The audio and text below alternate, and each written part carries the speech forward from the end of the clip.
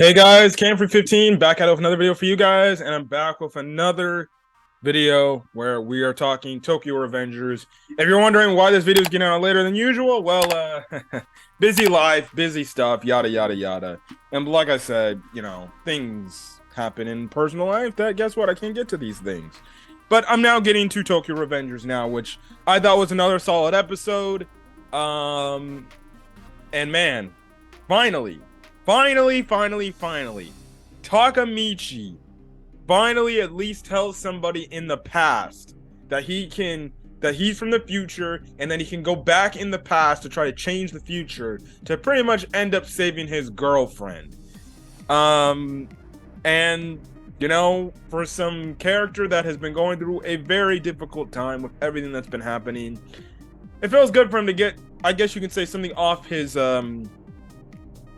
chest. It is going to be interesting to see if he's going to tell other characters, if he's from the future and everything that he told Chifuyu, about everything that has happened up to this point. But it's a nice start at the fact that, well, if he creates a good enough relationship with a said character, maybe they will actually believe him and not think he's crazy. But even then, characters have come around time and time, and even Chifuyu made a mention in this episode from the aspect like, hey dude, you act like come across as a weird dude, man. And especially the fact, like, he makes the mention how he overheard him talking to Baji about not dying and everything. So obviously we see it how Chifuyu, he ended up believing him because of that.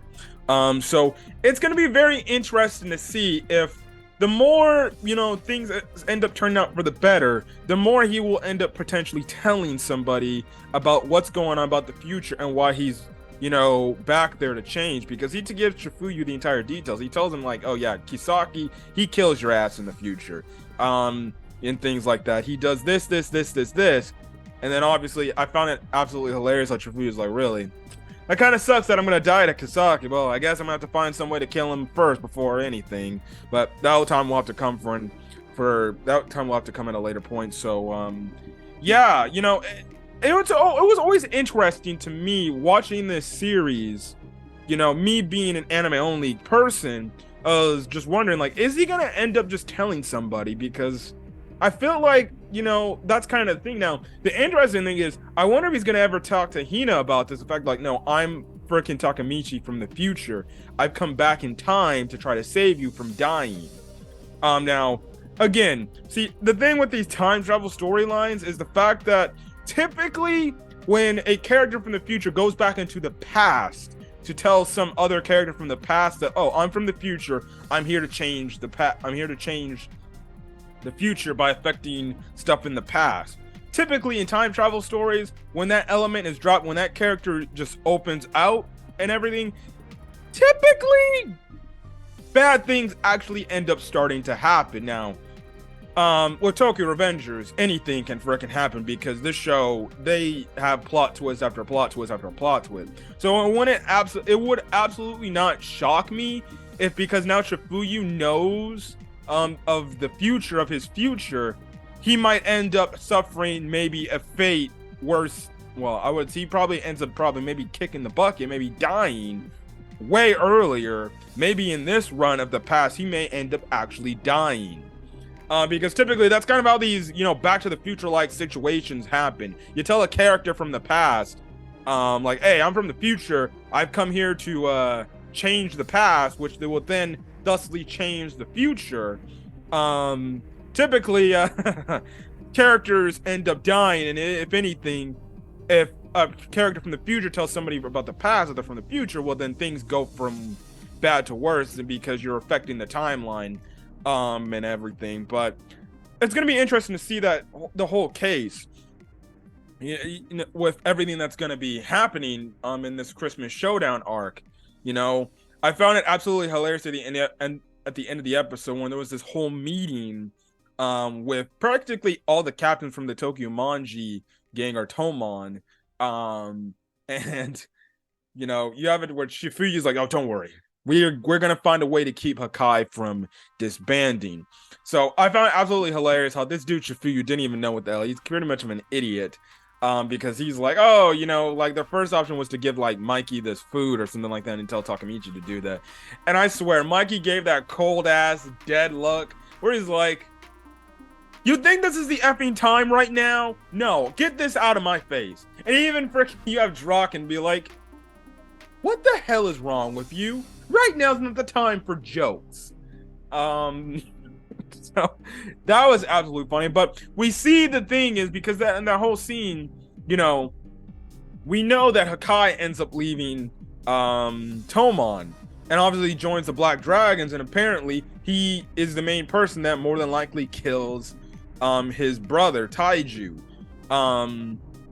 And we see how Takemichi's trying to prevent that from happening and everything. So all it takes is Takemichi to try to be against it, and next thing you know, you have one of the other dudes, I forgot his name, he ends up freaking just saying like, no, I don't want you to leave, I want you to stay here. So it's gonna be interesting to see where that goes on. The other people in Tomon made a mention like, what if Hakai is a spy? Now, if Hakai ain't leaving, maybe they could use Hakai as a spy to be able to spy in on Black Dragon situation, because it was built up in this episode that, yes, Tomon dealt with Black Dragon before, but they dealt with previous generations. They dealt with the 9th generation and everything, and pretty much, erased them from existence. But any of the little remnants that were still there was taken over by Taiju, and practically, the dude created practically. Sorry for that quick weird cut. Yeah, Taiju came out of nowhere, and he practically, he practically created a military, because they make the mention in this episode like, no, they got matching codes. They're pretty much like no nonsense. They're insanely a lot tougher due to Taiju alone.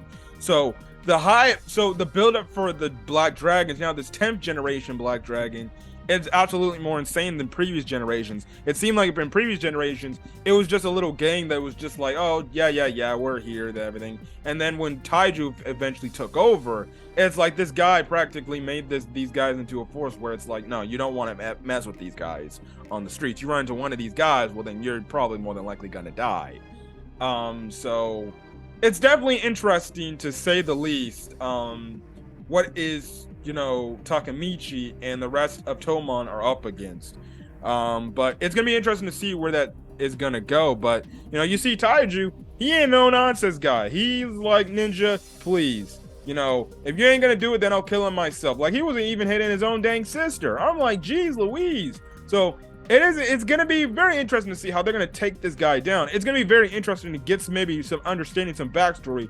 What the hell? Why the hell did Hakai kill his brother?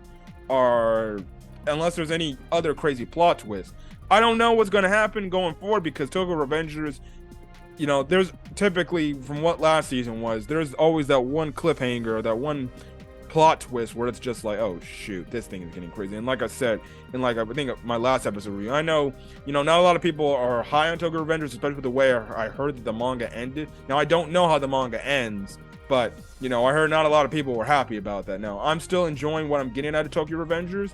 Again, like I said, if this show gets a full adaptation and it finishes fully after does a full adaptation, gets from beginning to the end of the manga, then, and I'm still, I guess, doing YouTube at this time, or at that time, I'll give you my thoughts on that whole aspect of like, oh, hey, this is what's happening and things like that. But, yeah, solid episode of Tokyo Revengers. Definitely interested to see where this is going. Happy that Takemichi finally told somebody that he's from the future and things like that. But like I said, typically with how those types of storylines go, typically things go from bad to worse. And then, if anything, more people actually end up dying than more people actually coming out alive. So it's going to definitely be interesting to see where the story is going to go. But yeah.